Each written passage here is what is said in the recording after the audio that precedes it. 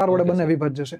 2 વર્ષનું ચક્રવૃદ્ધિ વ્યાજ કેટલું થશે? આમાં રાઈટ આન્સર ઓપ્શન ડી આવશે। કે જવાબ કેટલો આવ્યો તો મને એક્ઝેક્ટ યાદ નથી, પણ આ 25,000 છે ને એના ગુણ્યા 25.44% કરો એટલે તમારો જે જવાબ એની ફાઇનલ આન્સર થાય, જે આમાં વિકલ્પમાં 5300, હા 5300 આવે છે, ઓપ્શન નથી, ઓપ્શન ડી। 1000 રૂપિયાનું 12% વાર્ષિક વ્યાજ દરે 2 વર્ષનું ચક્રવૃદ્ધિ વ્યાજ કેટલું થાય? જે લોકો કટ્ટર બીકેપીએનો એને બધાને ખબર છે કે 12% લેખે ચક્રવૃદ્ધિ વ્યાજ 12 + 12 + 12 ના 12 આમ થાય।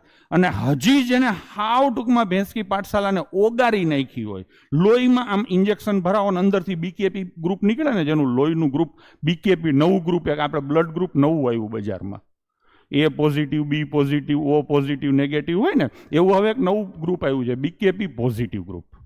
તો બીકેપી પોઝિટિવ ગ્રુપ જે લોકો ધરાવે છે એ બધાને સીધી ખબર પડે 12² 144 વધી આવી 1, 12 × 24 ને 25.44% થાય ચક્રવૃદ્ધિ વ્યાજ થાય।